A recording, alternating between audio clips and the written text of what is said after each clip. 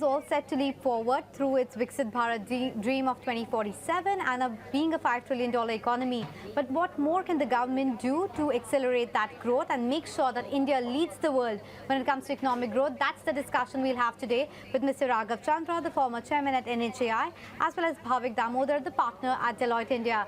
Hi, gentlemen. Thanks so much for making time and speaking with ET Now today. Mr. Chandra, let me begin by asking you, and before we talk about the future, it's important to set the context about the past. So I just wanted to get a sense from you with respect to the overall push that we have seen from the government on infrastructure over the last few years. Has it borne the exact amount of fruits that we were expecting? Would you give a thumbs up to the kind of efforts that the government has made over the last few years? Yes, indeed. I think the government is doing a lot on infrastructure, and it's very gratifying to see that even international journals and bodies are recognizing the transformation that is taking place in our ease of doing business, in our logistics index, in our competitiveness index. And that's largely because the government has pumped in a large amount of capital for the infrastructure capital formation in the roads and railways and other sectors, including the energy and power sectors. And that has borne fruit. There was a time when I remember in 2000 and, about a decade ago, infrastructure was looked upon as a novelty, and you had to really struggle to get funds for infrastructure. And which is why there was a larger emphasis on public-private partnerships at that time. But because of various issues that developed in the PPP model, that wasn't so successful, even though some great projects happened at that time. And which is why government started adopting the larger EPC and later the hybrid annuity model, and that has been extremely successful. And we have achieved a great deal from about the national highways length of 1 lakh kilometers. Today, we have 1.5 lakh kilometers of national highways, which is a tremendous improvement, and likewise in the railways and in other sectors. So I think there is a great change that has taken place, and we should have greater expectations from the budget, because while we're on the high road, now it is time to maintain this momentum and to carry it forward to its logical conclusion. If we are to reach a $5 trillion or a $10 trillion economy, we require that definitive backbone for the economy, which is our infrastructure, because unless that is strong, we will not be able to achieve what we need to achieve. Absolutely. The fillip and the focus on infrastructure needs to continue. But Bhavik, let me bring you into the conversation. I mean, over the last few years, could you throw some light in terms of what the government spend has been on the entire capital expenditure? I understand right now it's close to around 12 lakh crore rupees. What's the rate it's been growing at? And overall, what's your expectation of the way forward with respect to the Capex spend this year from the government?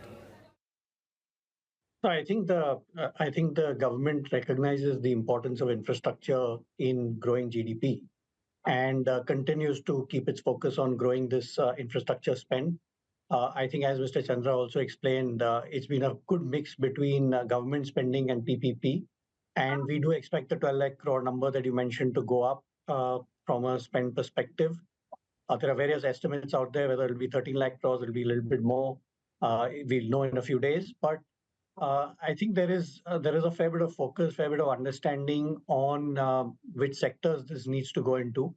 And personally, what I would expect to see a little bit more of is, are there newer sectors where PPP hasn't been so prevalent? So take, for example, railways, where we could see some green shoots of, some contracts where the private sector could participate in, which are not only construction, but also kind of running some of the assets, etc.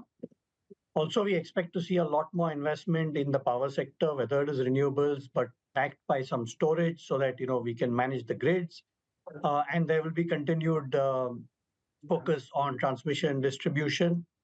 The one other sector I would like to kind of see if there is any direction on is if there is any scope for doing privatization in sectors like discoms, because private players are anyway playing in sectors like smart meters today.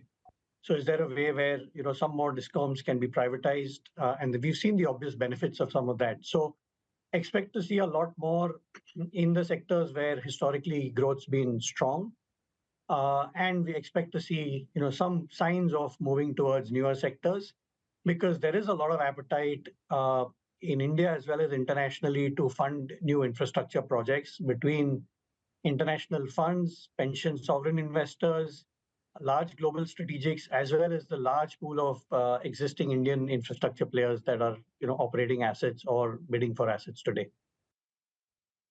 Interesting. You've given us quite a bit of food for thought, so let me break it down. But Mr. Chandra, the fact that the street or, the country right now is talking about the fact that there could be a bit more populist budget this time around, given the fact the government got a bit of a broken mandate, do you think that would be the right way for the government to go, or perhaps capital expenditure, infrastructure development could be a better way to do that, given the fact that it has a multiplier effect, it makes sure that the, construction and the employment actually goes up? What's your view on populism versus a Capex-led budget this time around?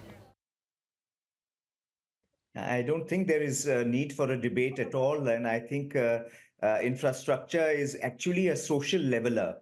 And there can be nothing more both useful for the economy and for the social sectors as good infrastructure. So when you build an expressway or a highway, you are actually helping entrepreneurship to develop. And in a digital economy, while you may be able to undertake transactions, but the actual delivery of those transactions have to be done across a physical medium. So logistics is indeed very important, and a unified agricultural market for a country where 50% of the population is dependent on agriculture. You need agricultural commodity prices to be stable, and where nations spending so much on MSP and other fertilizers, you need to be able to ensure that agricultural products to be able to be moved from point A to point B, manufacturing, industrial manufacturers to be moved from point A to point B at the most efficient speed possible, for which we have to reduce our logistics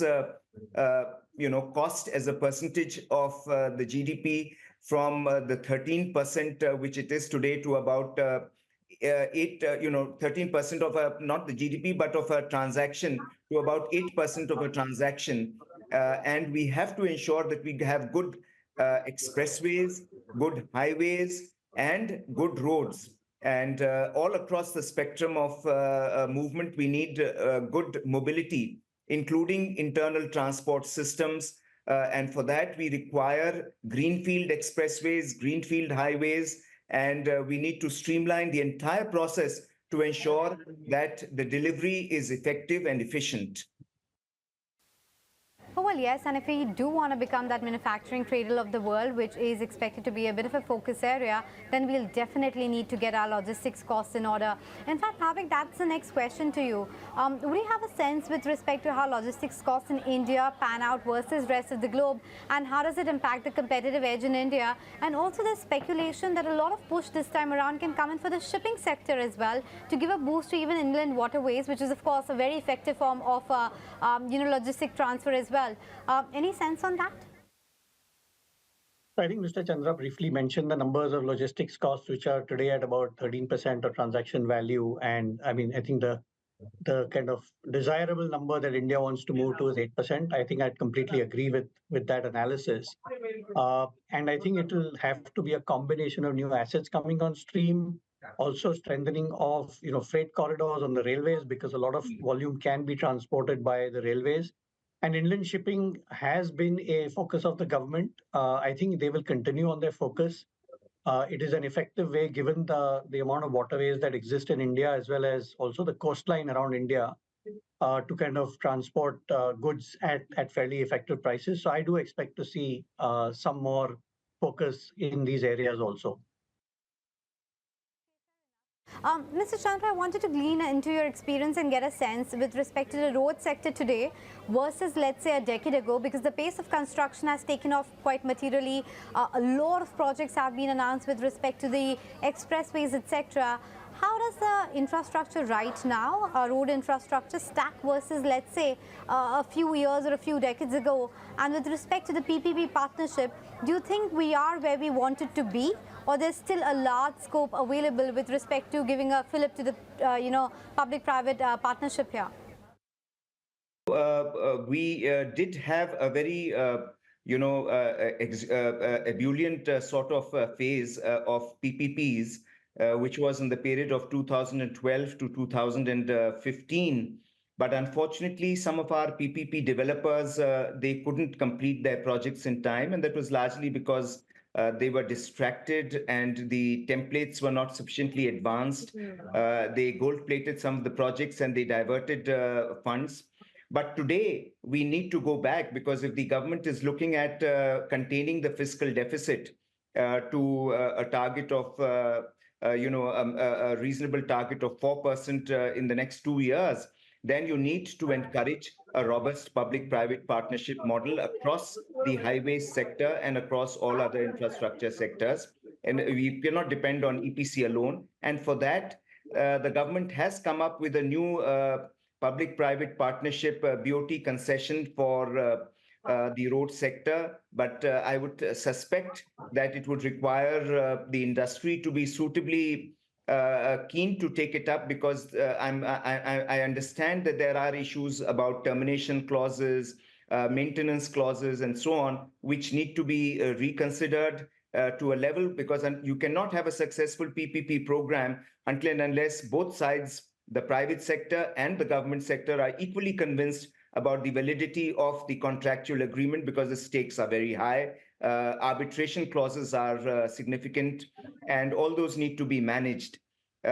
So there is a sea change in our approach towards the highway sector. And one of the key areas there has been that we have commenced doing greenfield highways and expressways. Earlier, we used to upgrade existing road alignments, and because there were habitations and ribbon development on both sides, it used to be difficult to access the land and get a suitable right-of-way. Today, thanks to greenfield expressways, such as, for instance, the Bangalore-Chennai expressway is a greenfield one, the Delhi-Mumbai corridor is a greenfield one, it's relatively easier to acquire fresh land without habitations and to be able to commence and do your work faster. That having been said, while the speed of our construction, the speed of our development of expressways and highways has increased, now we need to really focus also simultaneously as much on the management part, and to develop suitable systems so that they are adequately managed, operated, and the quality of those roads and expressways are maintained to a world-class level all across their life cycle.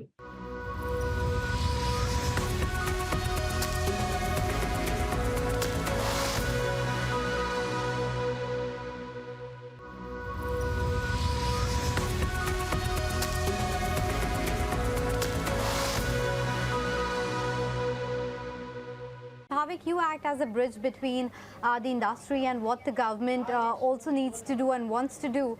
Talk to me about what's been the latest ask for some of these infrastructure developers in terms of what more is needed from the government. Are they looking for certain tax stops? Are they looking for further ease of doing business, some ease in arbitration? What's been the recent call from the industry that the government needs to give to provide a push to the PPP infrastructure?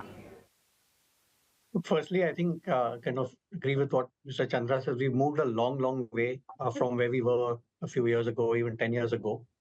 And we moved several notches up on most parameters, including the pace of construction, the ease of doing business, how arbitrations have been dealt with, etc.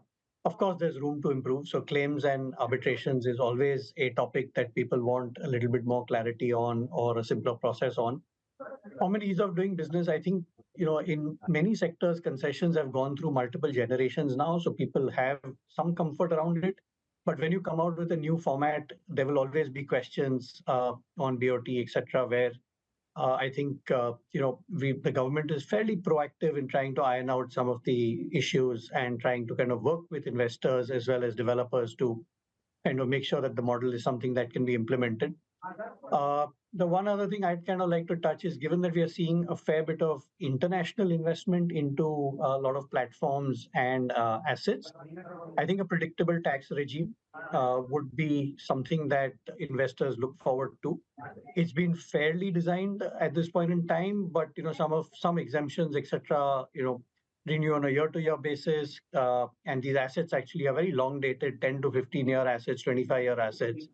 So again, as predictable as you can be on the tax and regulatory side is something that investors would welcome, in my view. Yeah, no, that clarity, lack of ambiguity is definitely something that everyone would welcome, especially the international investors, as you talked about. But Bhavik, you also alluded to the fact that in the power sector as well, you're expecting that there could be perhaps some more talk around privatization. But what about nuclear energy? Because that seems to be coming back as well. And even in the COVID times, we did realize that we can't fully depend on renewable, which has been, of course, a focus area. But do you expect this time around to be announcements made for thermal energy, nuclear energy, and even hydro for that matter in the northeastern states, which again is something which has been getting a lot of spotlight within the NDA government? So I guess those kind of announcements will be fairly, project specific. I don't think, you'll have a country level kind of, policy on hydro, etc. that will come out, because there's already a fair bit of hydro that is operating in the country. Nuclear energy also it comes with a series of other kind of considerations in terms of fuel and how do you deal with the nuclear waste and so on and so forth. And it's a fairly controlled subject in that sense. So I think there will be, there may be some guidance on that. But again, the large part of the implementation there will kind of, lie with government and government-controlled companies, in my view. I think what the government is trying to do, and we are seeing a lot of that in action, is, to your point where the grid can't depend on renewables, is one is I know they're considering whether they should kind of construct any more solar to kind of help on the baseload side. But they're also very actively looking at more storage-based tenders or more projects which are, your firm dispatch renewable energy kind of projects, which can help even out some of the, uneven parts that renewables brings into the grid. So I'd expect to see some more clarity on things like that, because those are measures that are slightly more tested today, more likely to exist going forward, also kind of align with the ESG agenda or the decarbonization agenda. And I think there is a fair bit of interest from the investor as well as the developer community to kind of support those kind of projects. Mr. Chandra, where do you think the focus of the government should be? So apart from roads, of course, which has been an area of interest for the government, railways has taken off in the last few years, water infrastructure, urban infrastructure, smart cities. These have all been some areas which have been talked about in the earlier budgets as well. Is there a specific area that you expect the government to focus on this time around? Yeah, I think government should announce a suitable package to improve the urban infrastructure in our cities, because most of our, most of the GDP is going to come from the cities, and we should not be shy away from urbanization. And that's an area which requires lots and lots of work, because even our smart city program is a skewed program. Nothing very significant has happened in it. You need to ensure that all your cities have a suitable basic physical infrastructure, roads, water, sewage, sanitation, and such like. And along with that, you need to integrate the so-called pocket of smart city, which is there, with the rest of the city to make the entire city smart. So I'd like to see at least a few great examples of a completely smart city. So, for instance, I'd love to see not just a part of Indore or Bhopal as a smart city. I'd like to see the entire Bhopal or entire Indore or all of Delhi or Mumbai being a smart Mumbai or a smart Delhi, which means that there are complete command control centers which manage all the traffic, which manage all the infrastructure maintenance and customer service orientation, and where it is IT driven, and the physical infrastructure is commensurate with the quality of IT infrastructure and IT communications.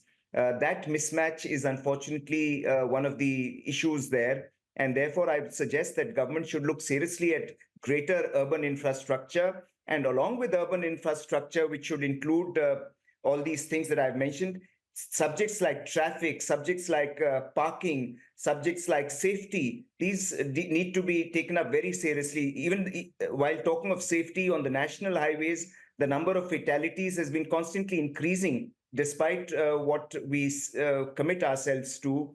although the accidents may come down, but fatalities increasing means that we need to allocate a higher amount to evacuation, speedy evacuation of accident victims, taking them to trauma centers, having a complete command control system to ensure that deaths and fatalities are reduced. These are some of the areas which I think are not just economic issues, but they are social issues as well. And we cannot boast of a great infrastructure unless we can take care of our basic maintenance, management, systems approach to infrastructure. Yeah, you're absolutely preaching the choir here. We would love to see less traffic and more, organized infrastructure in even urban cities. Though on the safety bit, they are investing a lot in Govt system when it comes to the railways. And of course, a lot has been announced with respect to the ease of insurance in the hospitals just around the highways, etc. At least that is in the pipeline. But Bhavik, what do you think are the other problem areas? Because when we speak with, infrastructure developers, they're still worried about, let's say, labor being one of the issues and lack of skilled laborers and the attrition there. There's still murmurs around some of the issues regarding funding. Would you concur with that? And what, to your mind, are those operational issues that the developers are also facing right now with respect to, let's say, skilling, with respect to the VGF or the funding issues? Yeah, I think just adding firstly to Mr. Chandra's point, I think, there's one part about building new assets, but there's also a second part about saying, how do you upgrade the current assets that exist to, the kind of current operating, to match with the current operating conditions? So whether it is roads where, you see lines at toll plazas, and how do you change that through, new tolling methods, whether it is railway safety, and, while Kavach is, been implemented partly, I think there's a lot more to go. So I think those are projects also that the government could think about taking up, because infrastructure also needs to keep up with the pace at which it is being used, right? So that, in my view, is in itself a fairly good agenda for the government to consider. With respect to developers on funding as well as labor, I mean, look, infrastructure is a massive employer in some sense, right? So the more infrastructure you do, the more labor you need. And of course, there is a need for skilled labor, but India does churn out a large number of engineers, graduates, etc. So at some point, people will start getting employed in these sectors. Skilling becomes important because people have to be skilled for the right jobs, and I think the government does have a focus on that to make sure that people can be absorbed into the areas where the skills are needed, and for that you need the right skill training, etc. In terms of funding, I think the government realizes that some projects are more difficult to fund, especially for private developers and investors. And there, like Mr. Chandra mentioned, they've kind of come out with different models, including EPC or hybrid annuity, which makes it easier for people to invest in some of these. Whereas in some of the other sectors where concessions and the PPP models are a lot more established, I think there's a lot of funding available. There is a lot of domestic as well as international interest in investing in these sectors. And India does seem to have become a magnet for a lot of foreign capital, especially in the infrastructure and asset-heavy sectors at this point in time. Okay, lots of interesting takeaways there. But just to wrap up the conversation, Mr. Chandra, any last words of advice, or Ms. Nirmala Sitharaman, when it comes to the budget this year? Any other special requests or advice? Well, I'd say urban is a sector which is very important. So is the road and railway sector. Other than that, we have to look at ensuring that GST streamlining is very important, so that anyone who's in the business should not have any difficulty, because GST cuts across all aspects of activity, including infrastructure. And decarbonization, I'd say, is important, as also the suitable creation of irrigation for agriculture. That's one of the reasons why Madhya Pradesh has done well in agriculture, is because we were able to provide last mile connectivity to agricultural fields, and that's something which is very important too. Okay, absolutely. I'm sure this advice will be taken well by the Finance Minister. But Bhavik, any closing comments from you? I think we've been on a growth trajectory. I think that growth trajectory should continue. We've already discussed some of the newer areas where we'd like to see a lot more private participation to really accelerate the pace of development in certain areas. predictability of taxes and regulation, should continue, especially when it comes to kind of dispute resolution and those areas. I think we should just see how we can make doing business easy. And I think, India is in a good spot today. And, if we kind of continue with a stable agenda on infrastructure, I think we will achieve what we set out to achieve over the next few years. To wrap up this conversation, thanks Mr. Chandra as well as Mr. Damodar for making time and speaking with us. Always a pleasure.